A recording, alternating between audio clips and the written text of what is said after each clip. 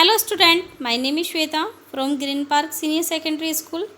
जैसे कि हमने पिछली वीडियो में आपको लेसन सेकंड का 9th पैराग्राफ कंप्लीट करा दिया था और इसके शब्दार्थ और क्वेश्चन आंसर हमने आपको होम टास्क में दिए थे। आज हम 10th पैराग्राफ देखेंगे। इसके पहले हम शब्दार्थ देख लेते हैं। शुरू में, प्रारंभ में, अटपटा, अजीब, तकलीफ़, कष्ट, उम्र, आयु, आश्वासन, भरोसा, विश्वास, जिम्मेदार, उत्तरदायी। शुरू में चश्मा लगाना बड़ा अटपटा लगा। छोटे बड़े मेरे चेहरे की ओर देखते और कहते, आँखों में कुछ तकलीफ़ है? इस उम्र में ऐनक, दूध पिया करो। मैं डॉक्टर साहिब का कहा दोहरा देती। कुछ देर पहनूंगी तो ऐनक उतर जाएगी। वैसे डॉक्टर साहिब ने पूरा आश्वासन दिया था, लेकिन चश्मा तो अब तक नहीं उतरा। नंबर बस कम ही होता रहा है। मैं अपने आप इसकी जिम्मेवार हूँ। जब आप दिन की रोशनी को छोड़कर रात में टेबल लैंप के सामने काम करेगी तो इसके अलावा और क्या होगा।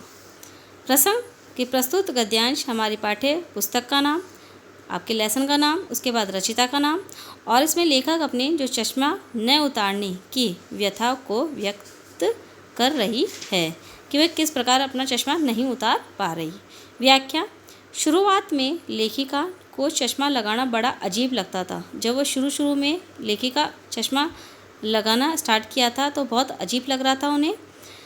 चश्मा लगाने पर छोटे बड़े सभी लेखिका को टोकते थे कि जो चश्मा लगाती थी तो सभी लोग लेखिका को टोकते थे, बार बार में पूछते थे कि क्या आँखों में कोई तकलीफ़ है, कि क्या आँखों में कोई तकलीफ़ है जो इस उम्र में चश्मा लग गया, कि आँखों में कोई दिक्कत है या परेशानी है जो इस उम्र में आँखों में चश्मा लग गया।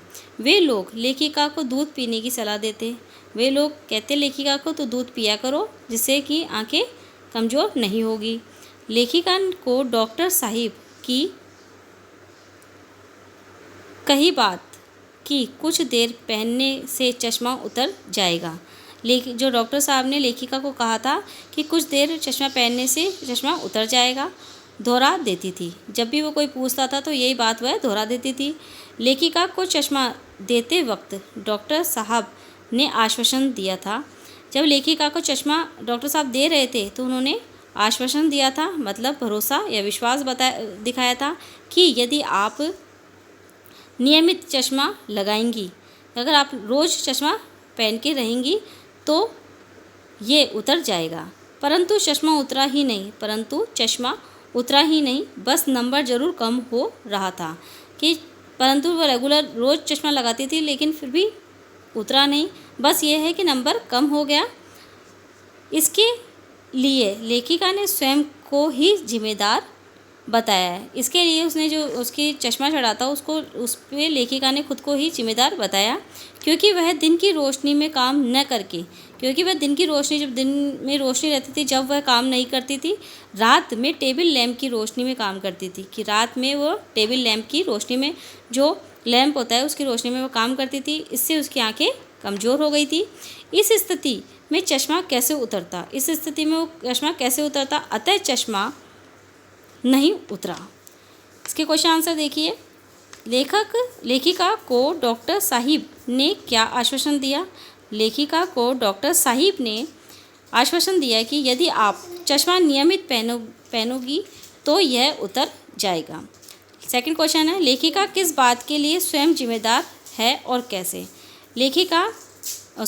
चश्मा न उतारने के लिए लेखिका स्वयं जिम्मेदार है, क्योंकि वह दिन की रोशनी में काम न करके रात में टेबल लैंप की रोशनी में काम करती थी। थर्ड क्वेश्चन है, शुरुआत में चश्मा लगाने पर लेखिका के साथ क्या हुआ? उसे बहुत अजीब लगा कि शुरुआत में चश्मा लगाने पर यह हुआ कि छोटे बड़े लोग लेखिका की आंखों में तकलीफ़ के बारे में पूछते, दूध पीने की सलाह देते। लेखिका के चश्मे का नंबर कम क्यों होता गया?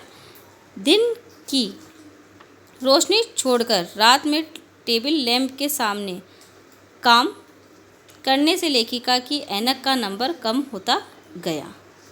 इस प्रकार आज हमने आपके क्वेश्चन आंसर कंप्लीट करा दिए और 10th पैराग्राफ कंप्लीट करा दिया, उसके क्वेश्चन आंसर और शब्दार्थ कंप्लीट करा दिया।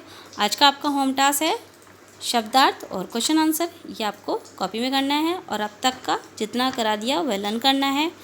Thank you.